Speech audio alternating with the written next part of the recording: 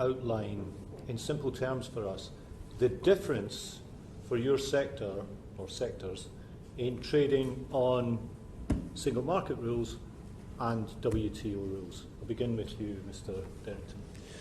So there are a huge amount of differences. The most stark, and I'm sure we'll come to this later on, is the question of data flows. Within the single market, there is automatic recognition for free flow of personal data across between the UK and the rest of the EU. Outside the single market, that is no longer the case. We have to rely on less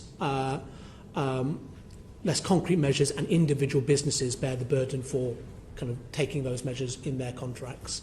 But there are also kind of a whole load of regulatory questions and other regulatory barriers which become quite complex the longer you have a no-deal Brexit. Tech regulation around the world is moving very rapidly, both within the EU and in the UK. The government's own online harms white paper is a good example of that. And actually the divergence question becomes quite stark, possibly quicker than in some other sectors because of that pace of change. So, for example, the new European Parliament has talked about whether they will reopen the e-commerce directive. The e-commerce directive and limitation liability is a fundamental underpinning piece of legislation for all tech firms around the world. If the UK does not match speed with that, then that would have a quite significant impact in the types of business and types of models that our members can deliver, and whether they have to effectively create two different versions of the same product, obviously not a cost-effective solution. Then you also have the wider issues around mobility of workers, which I'm sure we'll touch on as well, but a huge amount of our members utilise not just free movement, but actually the mobility of workers to be able to deliver products across the continent. Okay. Thank you. So first of all, just it is an immediate change in the way that companies have been operated. It's fair to say that it's probably the biggest that most of the companies will ever see in their lifetime. To expand on some of Giles's points, mobility is obviously a key issue for service industry in a way that for goods it's less of a problem. So there is issues around moving staff around, and that's particularly important for professional services, but also for some of the creative industries where actually their mode of operation is moving people around very quickly. Obviously, passporting and being able to operate as a business in that market will change dramatically. Recognition of qualifications, which I'm sure colleagues will touch on. But I also just wanted to flag that while we are specifically talking about the service sector, and that's right and proper that we give it focus, there is a real linkage between the service sector and goods. And so very much some of our companies in our membership would be, for example, manufacturing cranes, but they would also be leasing cranes. And so there's a real mesh between problems for the service sector, but also problems for goods, which I know that as a committee you have looked at. So it's a huge range of issues. I think the other thing to flag is that many companies have prepared, but also, as we've previously spoken about, many companies can't do full Brexit preparations because not all the answers are there. And the level of preparation will depend on which part of the service sector they're talking about. So some industries within the service sector, for example, the finance industry, probably are relatively prepared, but other industries within that sector are really struggling or really unable to prepare. And the last comment I just wanted to make was that, businesses are making decisions that are probably the right ones for them to protect themselves over this uncertainty, but they may not be the right things for us as an economy as a whole. So they'll be making decisions to move offices overseas or to look at other ways of working. And those may be the right decisions for their bottom line, may not necessarily, with this ongoing uncertainty, be the right decision for us as a country. Let me substantiate the comment I made at the start that the WTO terms don't really answer our key questions, and I would point to two areas specifically. Of course, there are others, but I will focus on those. The first one is on professional recognition, which Claire also mentioned. In short, an exit on WTO terms, we will lose the legal certainty in relation to the professional recognition afforded to ISAW, its qualification, and also the other UK professional qualifications in accounting, and I believe in other areas too, or the majority of other areas too.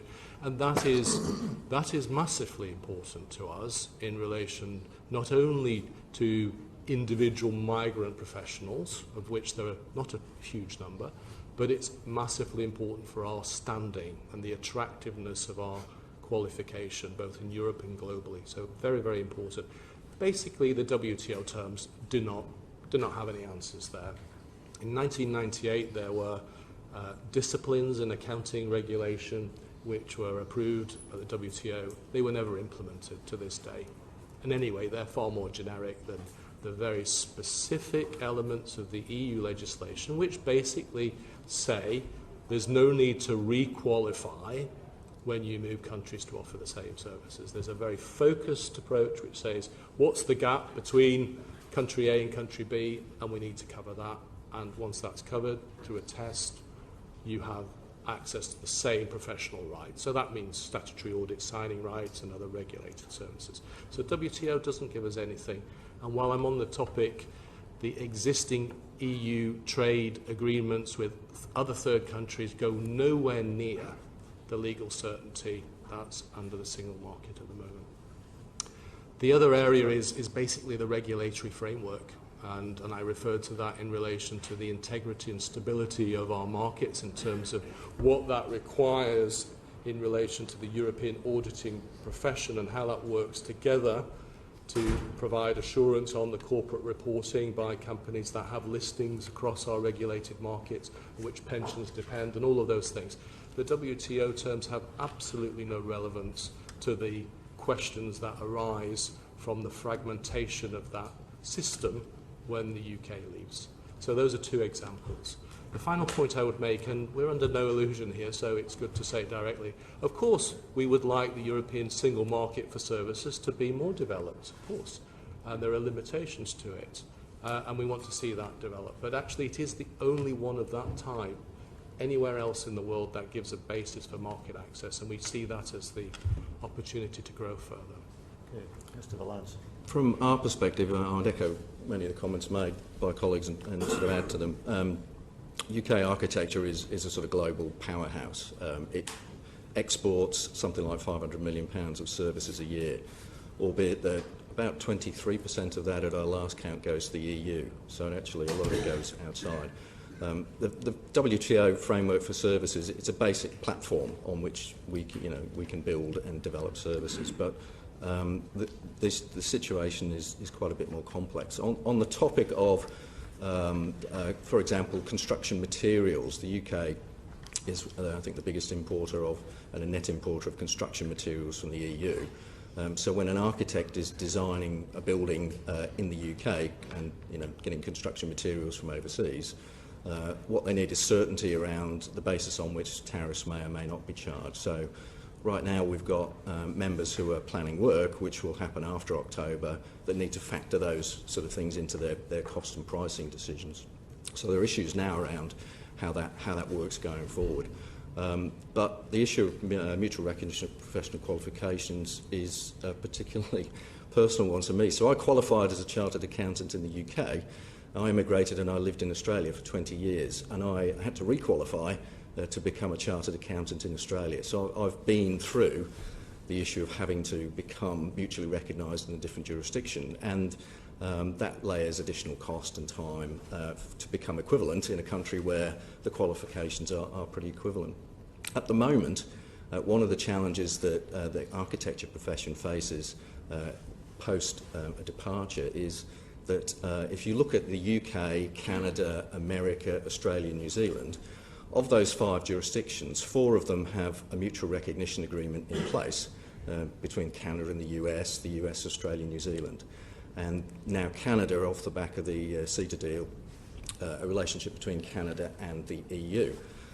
Post-departure, depending on the terms of any departure, of those 5 jurisdictions, UK architects would be the most disadvantaged because they may not be able to practice in any of the other 4 jurisdictions, but each of the other 4 can.